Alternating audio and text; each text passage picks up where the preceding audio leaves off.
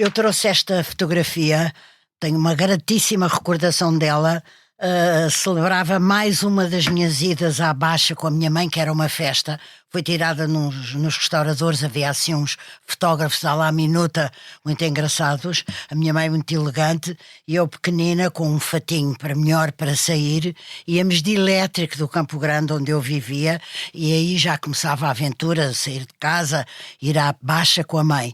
E percorríamos aquelas lojas da Baixa mais conhecidas, onde as senhoras compravam as coisas de que precisavam, e depois acabávamos sempre a comer um bolo, ou na Benar, ou numa pastelaria dali da Baixa, e era uma festa, e era ao mesmo tempo tão terno, tudo tão diferente. Eu não sou nada nostálgica nem chorar sobre os leitos derramados, mas gosto desta fotografia porque me traz a recordação de um tempo muito feliz, tive uma infância muito feliz, e da minha mãe, evidentemente.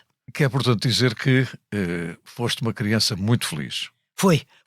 Isso explica talvez algumas coisas depois do desenrolar da minha vida até hoje. Esse impulso, digamos, esse pontapé de saída foi numa casa com os pais muito inteligentes e muito abertos, uma casa com um grande jardim. O jardim era uma fonte permanente de brincadeiras, de mistérios. Tinha um poço e depois tinha muitos canteiros e muitos caminhos, e era o mundo da fantasia para as minhas irmãs e para mim. Já vamos falar, portanto, da tua fortaleza, que eu sei que assim se chamava.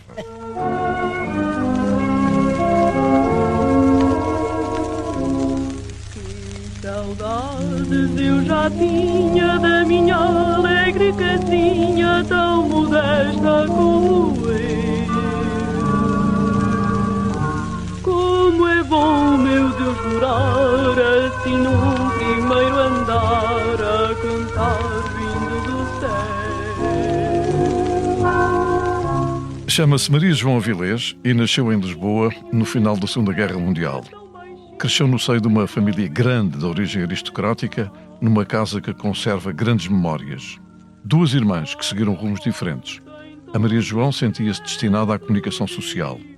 Os primeiros passos na Rádio Renascença, no programa Olá Companheiros, e logo a seguir entrada no programa juvenil da RTP, onde teve por companheiros Lídia Franco, João Lobo Antunes e Júlio Isidro. Após o casamento e o primeiro dos 5 filhos, abraça o jornalismo em todas as frentes, jornais, rádio e televisão. Escreve livros sobre grandes nomes da política nacional e não cessa a sua curiosidade sobre os caminhos do país onde nasceu. Hoje em dia é analista política e comentadora, sempre de palavra solta e coerente com as suas convicções. E assim vai acontecer, uma conversa semeada de memórias com diversos pontos de partida e olhares sobre o futuro. Eu sou o Júlio Isidro e esta é a Geração 40. Os meus convidados nasceram nos anos 40 e cresceram com os racionamentos e a sombra da Grande Guerra. Passaram num país fechado a uma Europa aberta. Assistiram ao avanço da tecnologia e hoje são testemunhas do advento da inteligência artificial. O mundo mudou muito, mas terá mudado muito para melhor? É isso que vamos tentar perceber neste podcast. Bem-vindo à Geração 40. Mais alegria.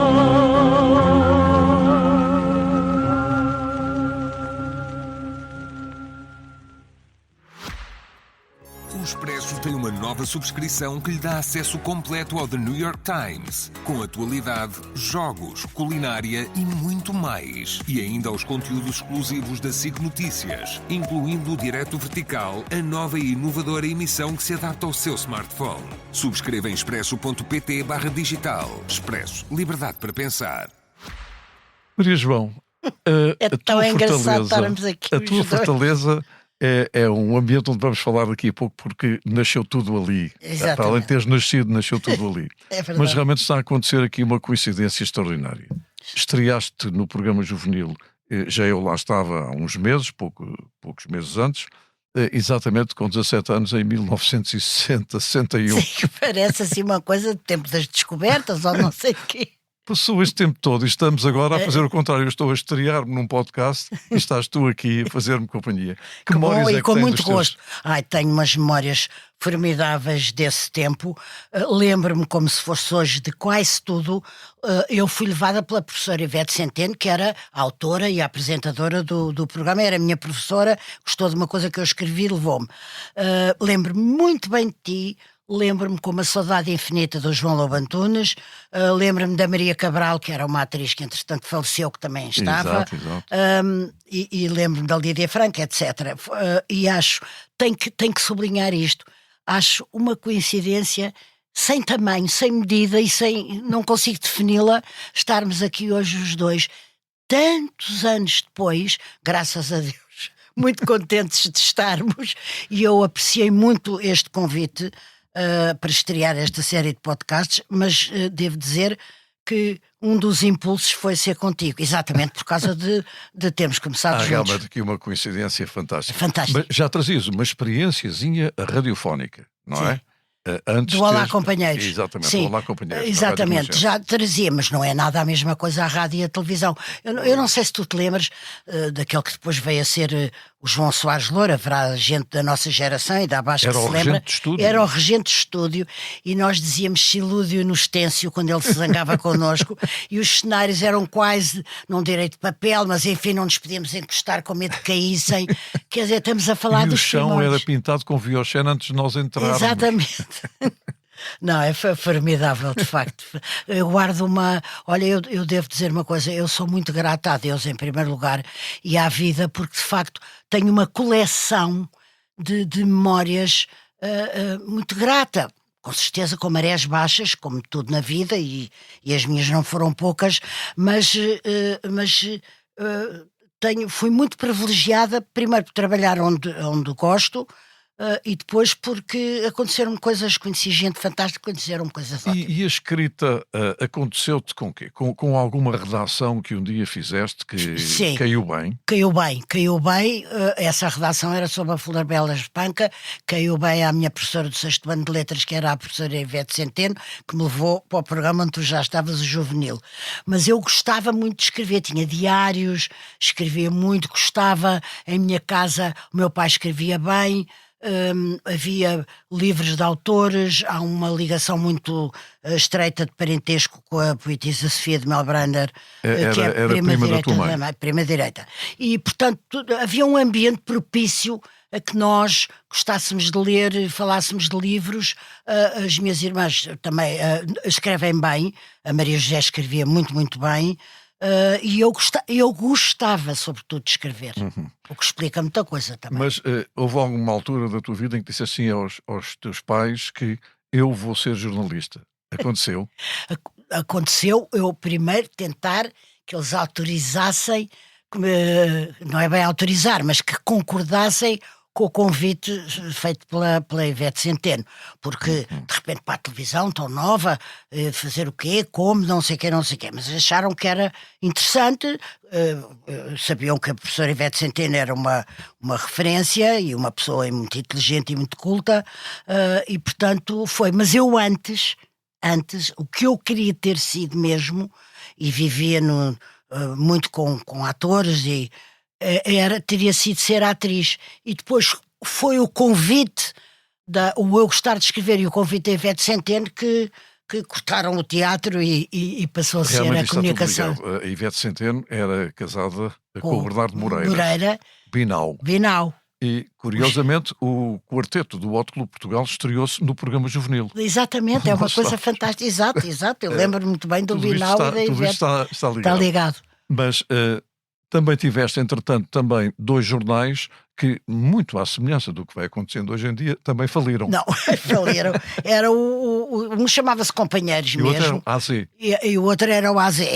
Eram coisas que se faziam com amadores, com pessoas como eu, que gostavam da escrita, gostavam de conhecer outras, faziam entrevistas, não havia um tostão, não havia divulgação, não havia ninguém que fosse dizer eles estão a fazer um jornal muito interessante, ninguém que fosse lá tirar um retrato ou filmar, como hoje.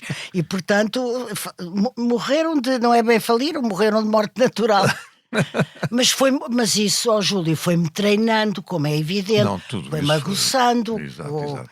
e educando. Porque em determinada altura foste mesmo convidada para trabalhar na capital como Exatamente, sim. estagiária. Sim, exatamente. Isso é uma coisa muito curiosa porque como é que nesses anos uma mulher, menina, Sim, jovem, exatamente. Sim. estava num ambiente de homens, que era o jornalismo português, era essencialmente um jornalismo feito Não, por homens. era. Havia com certeza uma outra mulher, mas era exatamente uma outra. Hoje em dia as redações, não sei mesmo se não têm mais presença feminina do que masculina. Exatamente. É a absoluta ideia que eu tenho.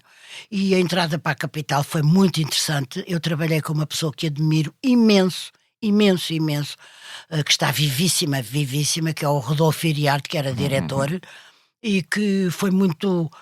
puxou por mim, dava-me coisas para fazer.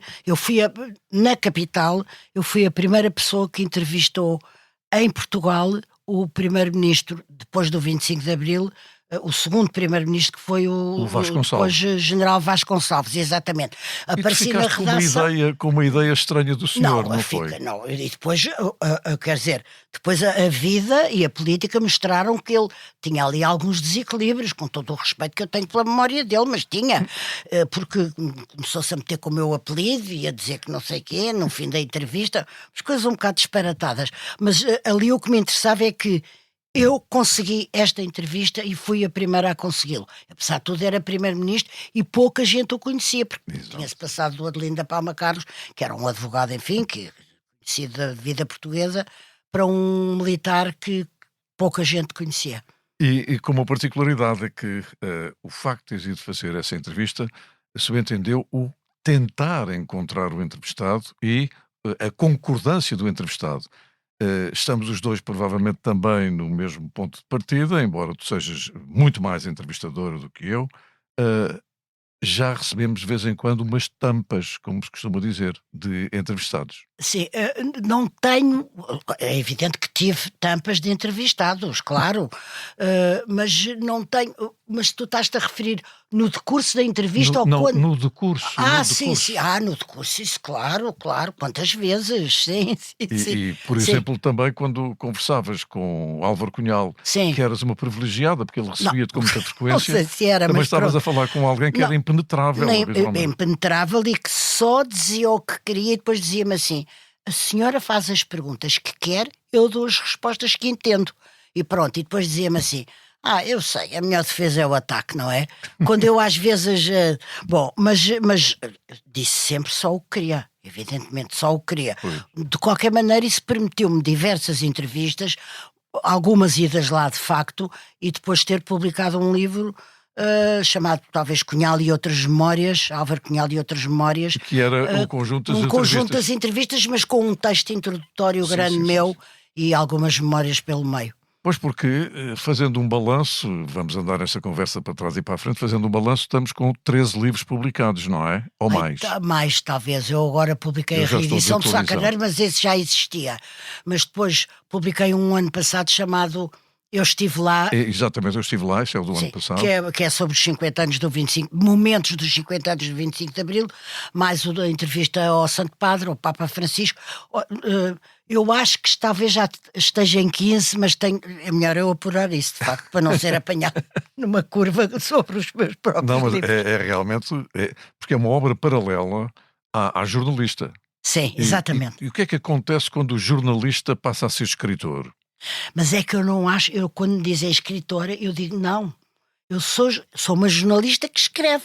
Não está só na televisão ou só na rádio. Escreve. Porque eu faço um bocado de cerimónia, sinceramente, pela saúde dos meus filhos e netos, faço com a palavra escritora. Um escritor é um escritor. Eu não sou escritora. Não, exatamente, tem um peso, um talento, uma inspiração, naturalmente, que eu não tenho. Agora, que eu gosto muito, muito de escrever sobre pessoas, sobre a natureza humana, é talvez aquilo que eu mais gosto de fazer. Que resulta também da tua enorme curiosidade sobre a natureza humana. Exatamente, que é inesgotável. Um jornalista e um entrevistador só o é se for muito curioso. Há uma diferença entre ser curioso e ser besbilhoteiro, porque há um certo jornalismo besbilhoteiro, não é? Não, mas eu tenho horror. A palavra é horror, eu fujo disso. Não é nada a mesma coisa. A curiosidade é uma coisa, é um instrumento formidável. E é que se legítimo. tem ou não se tem. E é completamente legítimo, evidentemente. E tem mesmo que ser uma regra. A gente tem que ser curioso sobre a vida, as pessoas, as circunstâncias, as ocorrências. Não é nada a mesma coisa que vos disse. Mas é graças à curiosidade muito que eu fiz o que fiz e faço o que faço. Olha, Porque nunca para a curiosidade. Uma das coisas curiosas também dessa conversa é o fazer marcha atrás de vez em quando. Sim. Ora, estamos agora com a Maria João Avilés, com 17 anos. Ai, Começou a aparecer na televisão. sim. Era e és lindíssima, mas lembro perfeitamente. E frequentávamos as mesmas discotecas. Exatamente. Não é? Tens memória dessas discotecas? Não é em Alvalade? Exatamente, Sim. havia o Van Gogh. O Van Gogh era em Cascais. Era em Cascais. Mas depois havia uma em Alvalade que se chamava, ai meu Deus. Havia os Stones. O Stone, sim. O Adlib, sim, o Adlib também. O Adlib também, Exatamente. sim. Mas havia uma em Alvalade, não era Alvalade, ao pé da Avenida de Roma de Alvalade, daqueles bairros, também onde nós íamos com os amigos e que tem um nome que diria com certeza agora a pessoas da nossa geração, mas agora tenho memórias extraordinárias, sobretudo o Van Gogh de Cascais, porque passava lá os verões e ia-se como quem de manhã íamos para o mar ou para a praia, à noite para o Van Gogh. Era uma espécie de emprego, digamos, entre aspas. Espero que percebam que estou a dizer uma piada. Não, e é uma coisa curiosa, é que esse convívio era bastante diferente da discoteca hoje em dia. Nós chamávamos de boates. Não, claro, chamávamos boates. Boate. Não, pera, mas conversávamos. Sim, tomávamos copos, havia conversávamos. espaço. Havia espaço e era Será que te estás a natural. referir ao caruncho? Não, o caruncho era em Cascais também. Não, o caruncho era na calçada que dá acesso depois a Loures. Ai, talvez também, exatamente. talvez esteja a fazer Caruncho confusão. acontecia muita coisa também. Muita coisa e muitos encontros. Mas havia uma coisa engraçada, é que conseguíamos conversar, trocar ideias, combinar coisas, ter projetos, etc. Dançar e beber algum copo ou outro. E hoje em dia, quer dizer, é um ruído de loucura e não estou a criticar, estou a dizer os tempos mudam, evidentemente, não estou à espera que fosse tudo igual, se não tinha vindo para cá de uma caleche em vez de ter vindo de cá. Quer dizer, as coisas mudam, mas tenho também uma ótima recordação desse hábito que nós tínhamos juvenil de passar pelas boates. Eu vou começar a puxar pela tua memória. Quais eram as músicas que nessa época tocavam? Olha, havia uma época um bocadinho romântica que era o Sinatra, o Aznavour, o Gilberto Bécaud. O Aznavour para mim era uma coisa que não tem. Olha, eu gostava que uma pessoa de 20 ou 30 anos ouvisse o Aznavour e fosse capaz, e provavelmente seria, captar aquela poesia que ele tinha, aquele timbre de voz rouco maravilhoso, mas a poesia que ele conseguia ter em todas as canções que compunha e cantava. Isso eram os momentos em que dançávamos mais apertadinhos. Exatamente, sim. Começavam às vezes romances, que não sabia se prolongariam no tempo, se duravam só aquela noite. Só o verão. Só o verão, exatamente. E ouvia muita música, mas também comecei muito cedo a ouvir música clássica e a gostar de escrever com música clássica. E muito cedo, música clássica, porque gostávamos também em casa, mas e muito cedo uma coisa que isso talvez tu não saibas, é que um dos meus maiores desgostos é não cantar o fado, e adoro fado, e vou quanto posso ouvir fado. Por exemplo, o Camané é uma pessoa que quase que transforma a minha vida quando canta. A sério. Estamos absolutamente de acordo. Eu acho é um gênio. É um dotado, é um sobredotado. Deus depois lhe ali umas cordas vocais.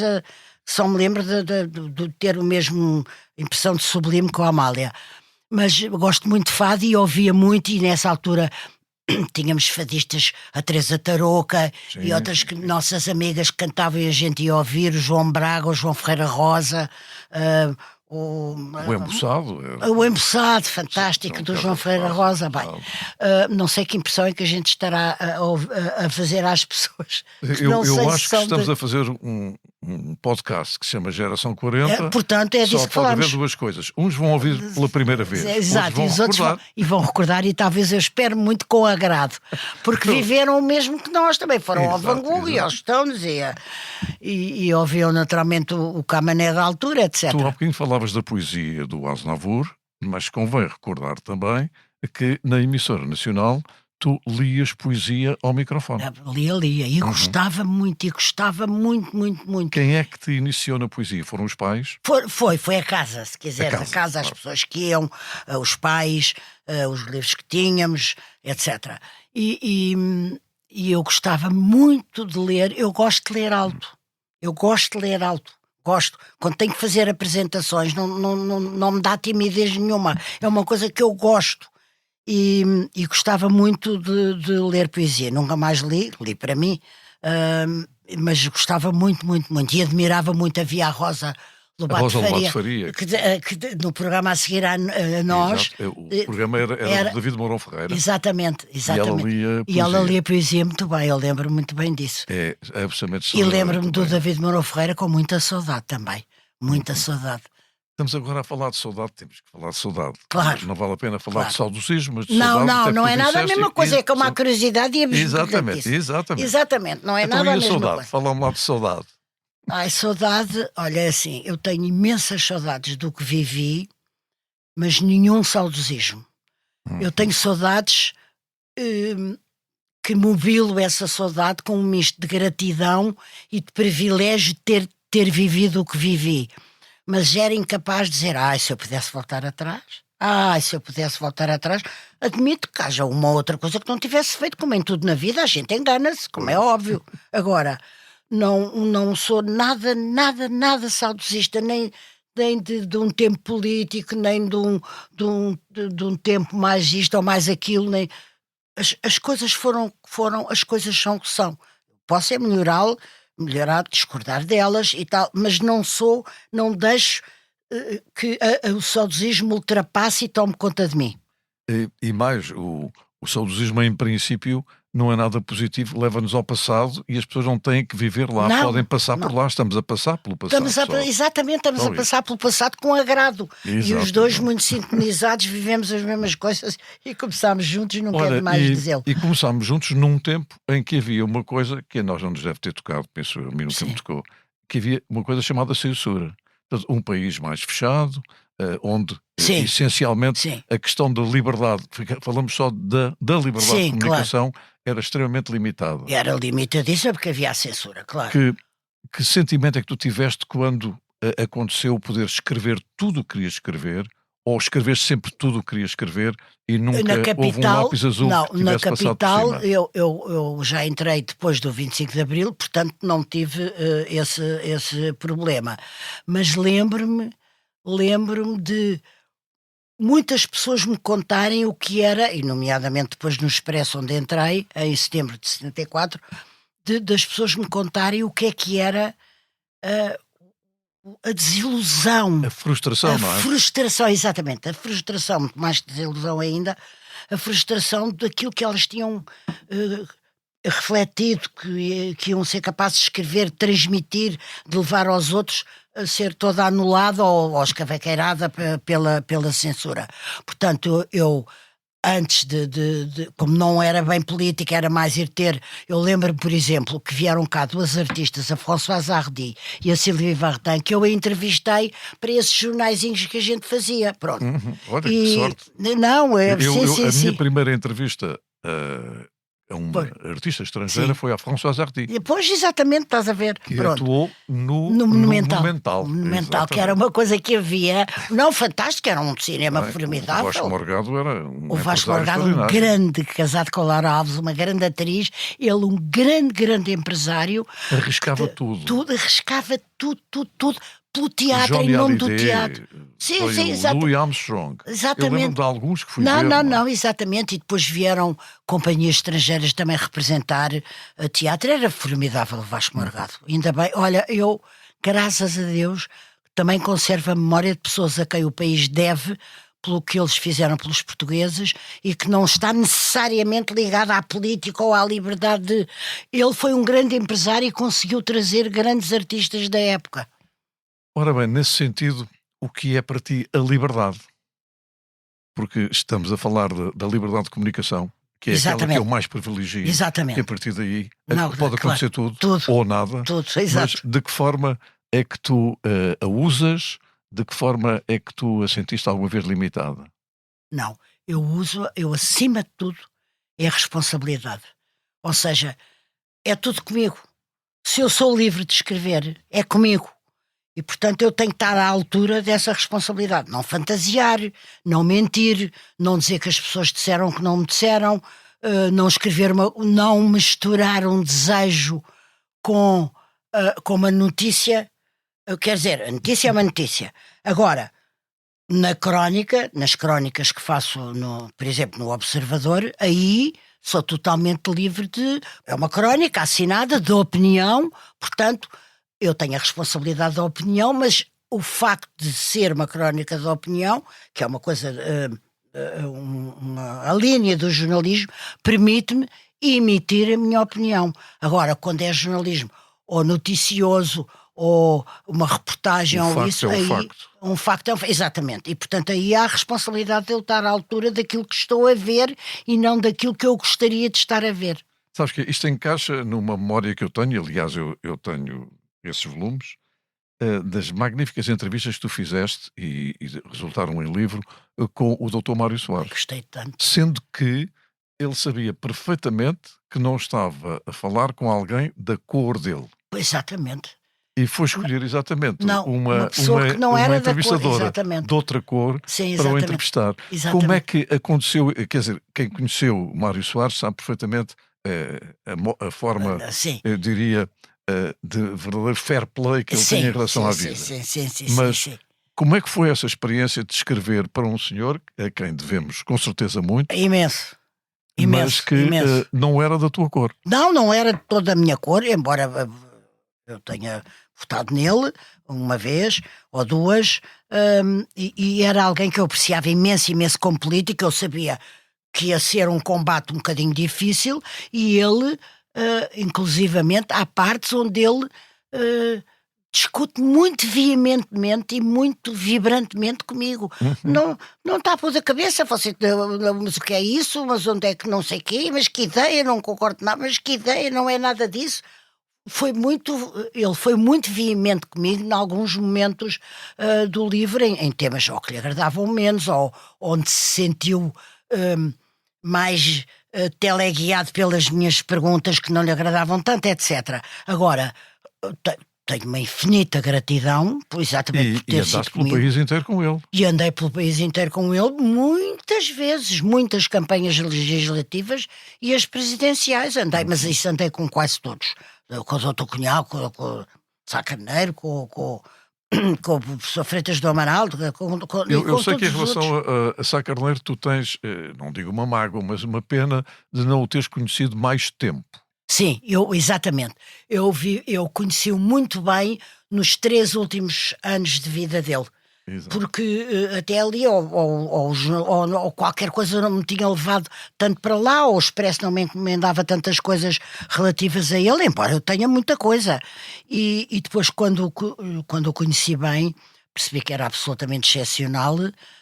Olha, lá está o saudosismo. Eu era incapaz de dizer que falta que ele faz agora. Eu não tenho nada a certeza como é que seria o Sá Carneiro hoje. Nos tempos de hoje, as pessoas não podem ser transplantadas 50 anos depois para um mundo que não conheceram e serem igualmente talentosas. Podia ser que fosse, mas também podia ser que não fosse. Portanto, não vou por aí. Agora, evidentemente, naquela altura, eu pensei, isto vai fazer a maior falta. E fez naquela altura. Agora, não era incapaz de transpor... E foste premiado até com uma reportagem magnífica, o Prémio F. Exatamente, o Prémio F, que era da Agência Espanhola F, e que foi sobretudo entre o retrato do Sá Carneiro. Era, exatamente, chamava-se Sá Carneiro, o último retrato que eu fiz para o Expresso, logo muito poucos dias depois dele ter morrido, ou 2 dias depois.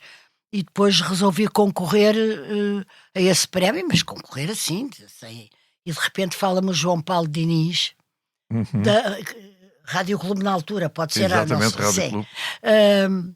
E eu fiquei estremunhada, era de manhã, ganhei eu, mas como, não sei o quê. Pronto, e foi, de facto, gostei muito, muito, muito de ter ganho, porque sim, até por ser um prémio alusivo ao Dr. Sá Carneiro. Olha, e estamos até a falar também na mesma sintonia, porque estas conversas parece que estão a fluir como se nós estivéssemos aqui a improvisar, mas Não as estamos. entrevistas são sempre muito bem elaboradas. Tu, tal como eu, trabalhas muito em trabalho. casa até que a entrevista aconteça. Aí sim. Como é que é o teu sistema de trabalho? Não. Isso eu demoro muito tempo a primeiro a ler um bocadinho e a ver, a avivar as memórias ou qualquer coisa que eu de repente não tenha tido acesso. Mas depois o fazer da entrevista, o elaborar das perguntas demora-me tempo.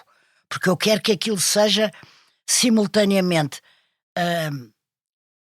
que defina a pessoa, que a própria pergunta já contenha algo de definição da pessoa para levar o leitor pela mão até à pessoa, que contenha algo do currículo, que contenha sobretudo a alma daquilo que ele é, ou seja, como é que é aquela pessoa, como é que ela acorda todos os dias, o que é que ela quer da vida, como é que ela chegou até aqui.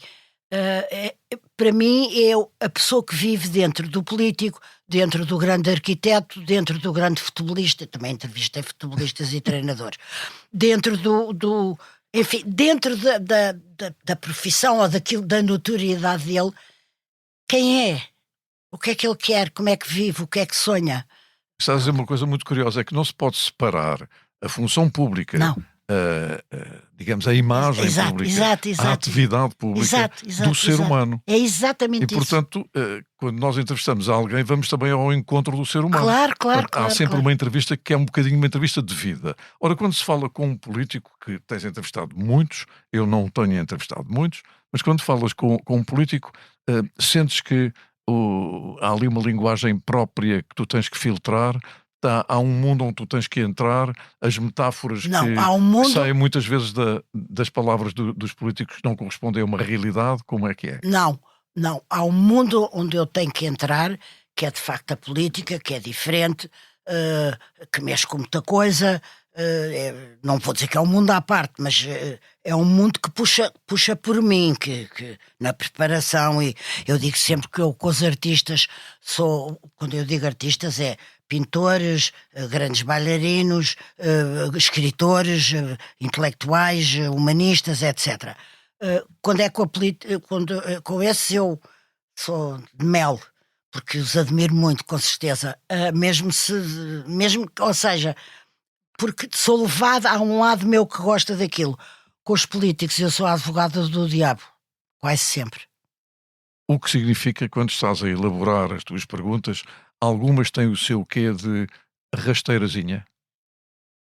Não, de rasteirazinha não diria, mas de dizer, explique lá isto que parece uma contradição. Então você, o doutor ou a sua doutora, disse isto uma vez, então, e agora que não ia nunca, que nunca faria isto e não sei o quê. E agora faz. E agora faz, como é que é? Olha, por exemplo, só uma coisa que passou agora há pouco tempo, que foi muito interessante, que foi uns documentários que a RTP apresentou sobre das duas voltas do Ivan Nunes e do Paulo Pena, sobre as duas voltas de uma coisa que agora está entre os nossos começos e o dia de hoje, que é a grande eleição presidencial entre Mário Soares e Freitas do Amaral, e mostrava uma coisa muito bem editada e muito bem apanhada, que era o Dr. Cunhal a dizer, mas que ideia, como é que é possível agora o Partido Comunista votar no Dr. Soares, um homem de direita, feito com a direita, feito não sei o quê.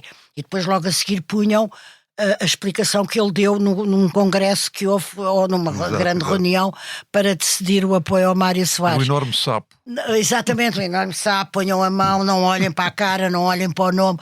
Mas, e, portanto, eu fartei-me depois de discutir isso com o Dr. Álvaro Cunhal, mas então, como é que é? Mas como para eles a direita ainda hoje é a mãe de todos os males e de todos os horrores, o Freitas personificou isso, pior ainda mais do que o Mário Soares, portanto lá engoliram. Nós a não poder julgar o futuro, porque o futuro não aconteceu. Não, exatamente. Foi outro. Claro, exatamente. Foi outro facto. Exatamente. Também entrevistaste alguns nomes da política lá de fora, o Felipe González, Sim, por a exemplo, Thatcher. a Margaret Thatcher. Aquilo que eu sei é que a tua entrevista com a Margaret Thatcher foi uma conversa com um iceberg. Foi. Não Ela foi era... porque tu estavas gravidíssima e nem gravidíssima, isso ela referiu, não é? Não, mas eu entrei com uma grande barriga, é verdade. Exatamente.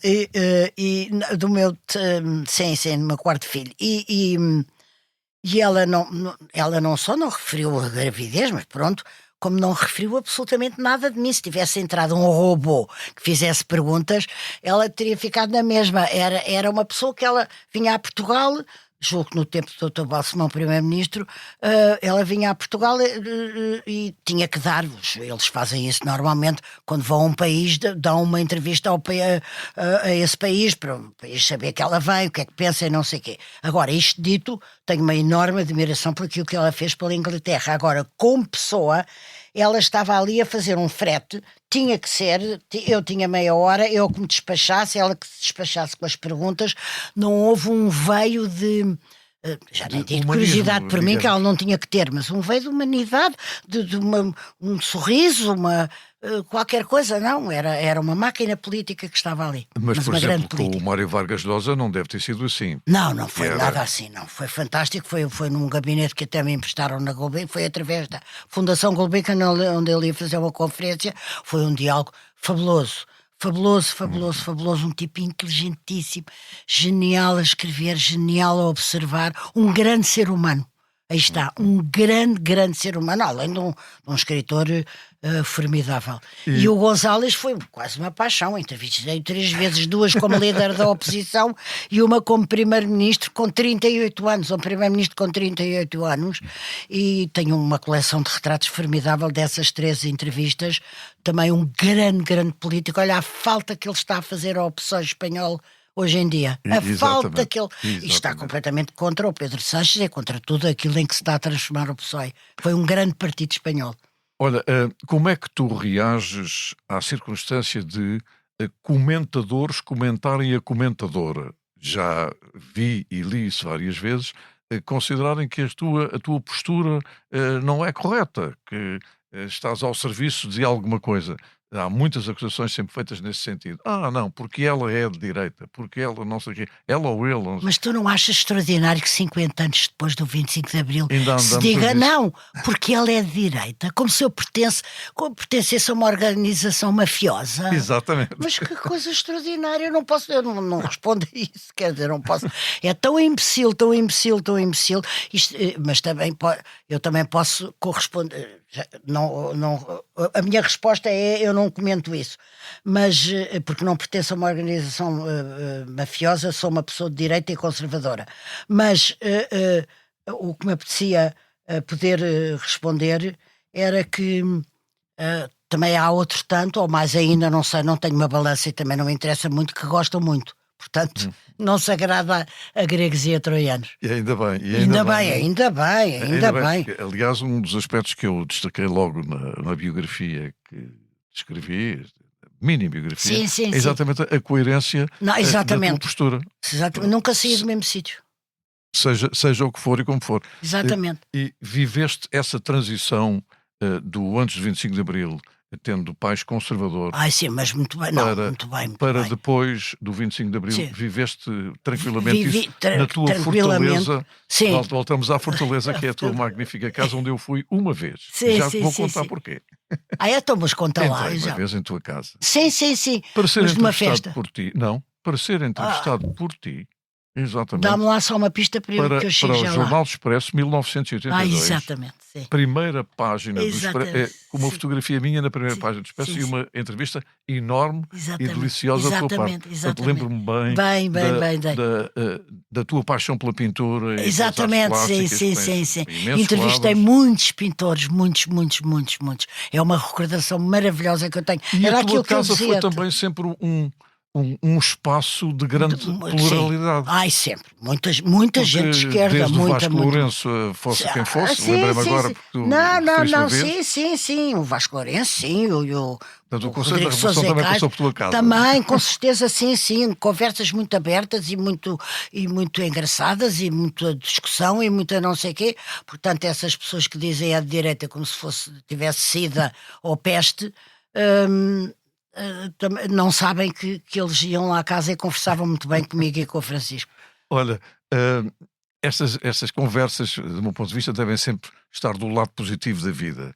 E eu não tenho dúvidas nenhumas por aquilo que te conheço ao longo destes anos. Conheço-te muitas vezes apenas como espectador, ou ouvinte, ou leitor, para além de termos sido companheiros, como fomos. Tens um enorme gosto pela vida. Tenho. A superação, já há bocadinho também referias, e com razão, que, tal como todos nós, somos uns surfistas que às vezes estamos debaixo da onda, outras vezes em cima da onda. Exatamente. E a marés o teu sentido de superação tem sido acontecido. Há qualquer coisa que me empurra, eu acho que é a vida, como se a vida tivesse duas mãos que me fosse simultaneamente empurrando e amparando. Mas eu gosto muito porque eu consigo valorizar os momentos. Por exemplo, o mar é uma coisa maravilhosa para mim. Valorizo ao máximo. Se tiver a ouvir o Camané ou outros, podia dizer agora de meia dúzia de fadistas, se tiver a ouvir uma orquestra muito boa a tocar Bach ou Mozart ou seja quem for, não vou agora dizer os meus preferidos, não interessa, mas ouvir um bom compositor que eu gosto, eu usufruo tanto, eu gosto tanto, eu agradeço tanto à vida que isso talvez não me deixe envelhecer mal, não me deixe ser uma queixosa, uma amassadora, uma chata. Essas coisas amparam muito, dão-me luz. Olha, todos nós temos uma família que tem em casa, e vou utilizar a expressão entre aspas, uma vedeta. Pronto. Ou uma estrela. Todos nós temos. Ora bem, como é que a família reage à circunstância de ter lá em casa uma pessoa que é diferente? Ligam muito, não ligam pouco? Não ligam nada. Não ligam nada, nem não ligam pouco, não ligam muito? Não. Ou ligam pouco? Não, tenho orgulho e quando vão aos lançamentos dos meus livros gostam e percebem que a mãe conseguiu fazer alguma coisa que não é totalmente mal feita. Agora, a televisão, eles não veem televisão, os netos não veem bem, então não sabem o que é televisão, é o tablet ou o telemóvel. E depois dizem assim, ontem passei por um sítio e estava a avó na televisão, ontem em casa de não sei quem, de um amigo meu, estava não sei quem a ver a televisão, não sei quem, é sempre alguém mais de muito mais velhos que eles, mas têm esse débito, sim. Eu também não posso armar-me também agora em gélida como a Thatcher. Têm orgulho e dizem que bem que a avó falou no outro dia, ou que bem que não sei o quê, ou que bem que a mãe não sei o quê. Agora, não são de maneira nenhuma assíduos, não são espectadores assíduos. Mas tens o Francisco, que é o crítico em que tu acreditas. Exatamente, e quando eu tenho uma dúvida, mando por mail para o mail dele, se ele não está ao pé de mim, mando por um artigo e digo: tenho dúvidas disto, vê lá o que é que achas, não sei o quê. Vem sempre uma boa resposta. Ou no sentido que não gosto, ou que gosto, mas eu percebo que aquilo... Mas é consistente. É para fazer caso. Olha, já passámos aqui pelo jornalismo. Como é que tu vês o jornalismo hoje, de uma menina nascida em 1945, atravessou muitas coisas, tal como o menino que está à tua frente, mas como é que vês o jornalismo hoje em dia, num tempo em que, teoricamente, vivemos em liberdade? Eu digo teoricamente e assino por baixo. Sim, eu percebo muito bem o que é que... Muito bem. Como é que eu vejo? Eu vejo com muita curiosidade o jornalismo ser uma espécie de vocação número 1 ou de escolha número 1 para uma juventude, para muitos jovens, muitos jovens. E isso acho interessante. O jornalismo toca-os ou convoca-os de alguma maneira. Sobre a qualidade, não posso dizer, eu sei que é impopular, mas não posso dizer que ela seja a melhor. E depois há outra coisa é o julgamento, a confusão entre uma notícia e um julgamento. Por exemplo, a quantidade de gente que não sabe que a palavra arguido não quer dizer culpado e que começa a dizer, colegas nossos, mulheres e homens, jovens e menos jovens, que persegue depois noticiosamente um caso partindo da ignorância de uma confusão entre arguido e culpado, por exemplo, ou que não hesita em desnudar ou desfazer uma pessoa com uma grande desenvoltura, por exemplo. Há uma ligeireza que eu não gosto muito. E depois há outra coisa que é pura das verdades, como houve de facto uma censura real, existente, severa, incomodativa, frustrante durante muitos anos. Na noite de 25 de Abril à noite e no dia seguinte de manhã, todos os jornalistas eram antifascistas, todos os jornalistas eram de esquerda, e isso influenciou o jornalismo até hoje. Eu acho, por exemplo, tu acabaste de dar um exemplo, quando essa gente, não sei aonde, diz é de direita. É uma coisa fabulosa, porque não há nada que melhor defina... Quer dizer, há muitos censores em atuação. Sim, talvez inconscientemente, mas... Sim. É de direita. É de direita. Que é uma coisa fantástica, como se a direita não fosse democrática, não fosse... Ela é escolhida por voto, é não votar nela, mas se há pessoas que votam é porque não se sentem mal nessa família. E, portanto, acho que havia retoques fortes a dar à pintura do jornalismo, ou seja, era preciso ali de mãos de tinta ou e mais vai haver até. uma grande mutação. Ela está a caminho, Eu acho que sim. Eu acho sim. que vai haver uma grande mutação. Eu também acho que sim. E mais exigência.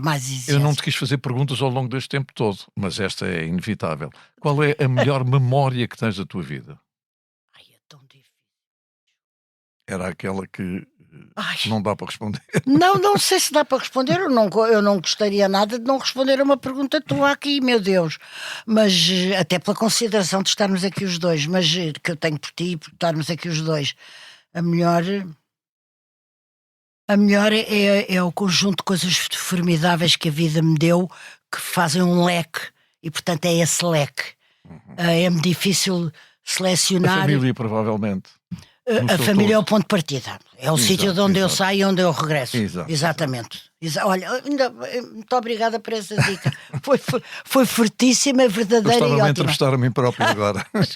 Pois, mas eu sei a importância que tem das tuas filhas e da tua mulher. Exatamente. Sempre o mesmo.